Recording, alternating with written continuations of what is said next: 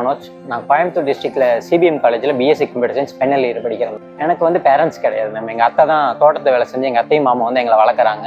நான் வந்து ஸ்கூல் முடிச்சு காலேஜ் சேரும்போது பார்த்தீங்கன்னா எந்த ஒரு ஐடியாவுமே இல்லாமல் தான் சேர்ந்தேன். அடுத்து என்ன ஆகணும், என்ன வேலைக்கு போகணும், ஹையர் ஸ்டடிஸ் படிக்க ஆரம்பித்தேன். பிஎஸ்சி கம்ப்யூட்டர் சயின்ஸ் படிக்க ஆரம்பித்தேன். என்னுடைய 2வது செமஸ்டர் நான் முதல்வன் அப்படிங்கிற ஒரு திட்டம் கொண்டு வந்தாங்க. அதில் நிறைய ஸ்கில் கோர்சஸ் இருக்கிறத நான் பார்த்தேன் மேம். அதில் வந்து எல்லாமே ஃப்ரீயாக இருக்கு. இப்போ நிறைய லட்சக்கணக்கில் பணம் கொடுத்து வெளியே படிக்க வேண்டிய ஒவ்வொரு கோர்சஸையும் இதுல ஃப்ரீயா சொல்லி கொடுத்துருந்தாங்க.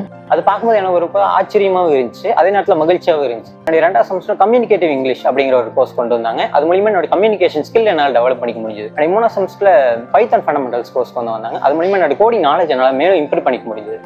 ஒரு வெப்சைட் எப்படி கிரியேட் பண்ணணும், ஒரு ஆப் எப்படி டெவலப் பண்ணணும், அந்த மாதிரியான ஐடியாஸ் எனக்கு கிடைச்சது. 4வது செமஸ்டர்ல வெப் டெவலப்மெண்ட் கோர்ஸ் கொண்டு வந்தாங்க. அதுல நான் ஒரு வெப்சைட் எப்படி கிரியேட் பண்ணணும், ப்ராப்பரா எப்படி கிரியேட் பண்ணணும், ஒரு டிசைனிங் எப்படி பண்ணணும் அப்படிங்கிறதெல்லாம் தெரிஞ்சுக்க ஆரம்பிச்சேன். அதுக்கப்புறம் தான் தெரிஞ்சு எனக்கு டிசைனிங் இன்ட்ரெஸ்ட் இருக்கு அப்படின்னு தெரிய வந்தது. சரி, ஓகே, நம்ம டிசைனிங் பத்தி படிக்க ஆரம்பிக்கலாம் அப்படின்னு முடிவு பண்ணிட்டேன். நான் முதல்ல பார்த்து இதுல நிறைய ஃப்ரீ கோர்சஸ் அவைலபிளா இருந்தது. இதுல டிசைனிங் மட்டும் இல்லாம இன்னும் நிறைய கோர்சஸ் அவைலபிளா இருக்கிறத பார்த்தேன். இப்போ என்னோட ஜூனியர்ஸ்க்கு இதை ரெஃபர் பண்ண ஆரம்பிச்சேன். டிசைனிங் ரிலேட்டடா படிக்க ஆரம்பிச்சேன். என்னோட கெரியரை பத்தின பயம் எனக்கு இருந்தது.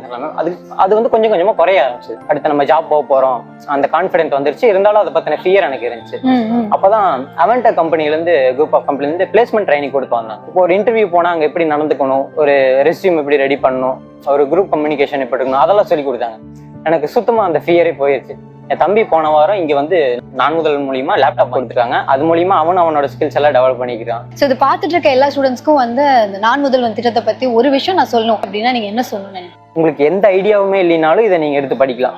ஏன்னா நான் வந்து அப்படிதான் உள்ள வந்தேன், பிளாங்கா தான் உள்ள வந்தேன். எனக்கு ஒரு தெளிவு கிடைச்சது. இந்த திட்டத்தை கொடுத்த முதல்வர் அவர்களுக்கும் தமிழக அரசுக்கு நான் நன்றி தெரிவிச்சுக்கிறேன். அரசு பள்ளியில படிச்ச மாணவ மாணவியரை பார்க்கும்போது 1878 மாணவர்கள் கடந்த 4 ஆண்டுகள்ல முதன்மை உயர்கல்வி நிறுவனங்களுக்கு படிக்க போயிருக்காங்க. எனக்கு எல்லையில்லா மகிழ்ச்சி ஏற்படுது.